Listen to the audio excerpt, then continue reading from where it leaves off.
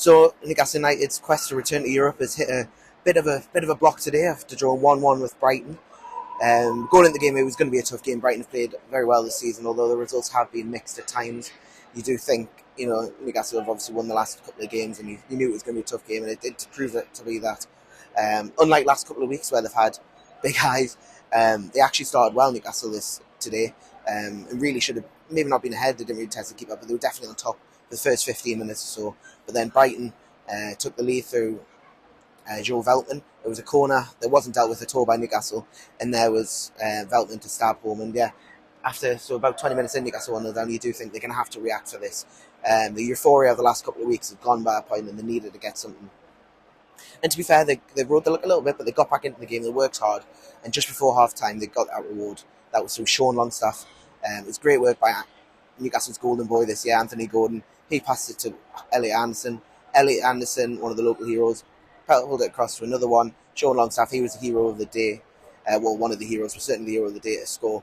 And yeah, Newcastle, that was just before half time. It was a real, the best part to score, really. They went into the break 1-1. I think it was a deserved 1-1. I think it was a very close game up until that point. And, if they'd gone in behind, how the second half would have panned out, we don't know. But they went in level, and Longstaff was there. Voila, scored the goal, and that was really what they needed. And I think it was probably the first half. I think on the balance of play, I think that was probably, going in at 1-1 was probably the fair result. And then the second half, you think, is there going to be a storm? Are Newcastle are going to go for it? And they sort of did push, but it was really tense. You could feel the atmosphere in St James Park. It was quite tense throughout the game. Dan Burn had a good chance. It was a long deep corner from Anthony Gordon. Dan Burn backstick there to rise like a phoenix, and his header was saved by Verbruggen in the goal. And yeah, that was really the tail of the first half. I think, Dan Burn had that opportunity, Sean Longstaff to get the goal. It was real nip and tuck and really, close half. But yeah, the second half, there was no, you do think, are Newcastle going to push? They've had to come from behind before at home. But they just couldn't get that spark. Harvey Barnes came on. We'll talk about the substitution in a minute, but Harvey Barnes came on. He had a couple of good chances, a couple of shots saved by Verbruggen. And yeah, it was just one of those days. I think nothing really went all massively right for Newcastle on the day. A couple of VAR incidents. Miguel Almiron booked for simulation, and it looked like he might have been tripped for a penalty. Same with Anthony Gordon. He wasn't booked for simulation VAR, but he got a VAR for that penalty. Slow-mo replays, nothing's doing there.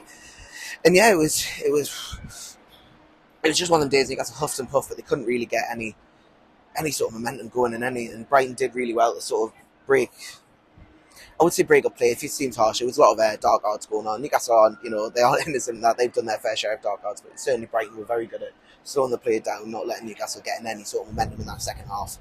And yeah, the end of the game level, could they have pushed on more? You'd think so.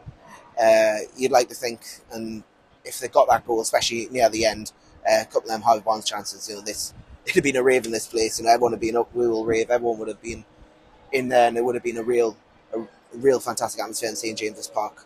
But unfortunately, that didn't happen. And as you can tell now, the calm after the storm, everything's quieting down. The players have just done a lap runner behind me, and yeah, now before we talk about Newcastle's European spot, we'll have to think about substitutions. It was a big moment where Alexander Isak was taken off in the second half. Callum Wilson was injured before, he suffered an injury, so he wasn't included in the squad.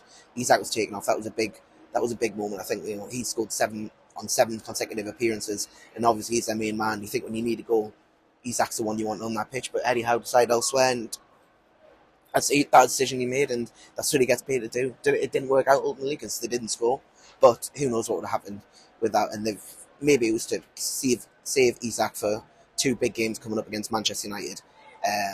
And Brentford, obviously, on the last game of the season. Was it a popular decision? No, probably not. But yeah, it was certainly one where Eddie Howe made a big call and didn't come off on this occasion. But who knows what would have happened? So yeah, that was substantive. That was really the story of the game. I think a couple of big moments didn't go Newcastle's way. They didn't really take their chances. They didn't really carve open Brighton too much. And yeah, on a day where if they'd won today, that would have been a real big statement in the race for Europe, and one that they probably could have said, hello Europe. After this game, we just need a couple of points from the next couple of games. But now they're going to have to go to Old Trafford and Brentford and pick up results. So it's going to be really interesting couple of days. There's going to be results elsewhere. Chelsea are currently playing the minute. Man U play Arsenal tomorrow. The permutations could just make you dizzy. But for Newcastle, they know they've just got to get the points. They've got to go and win the next 2 games to certainly get at least 4 points from them. They've got the destiny still in their own hands. Chelsea's goal difference might cause a little bit of problem, but right now they have got the destiny in their own hands. And yeah, they're just going to have to battle on.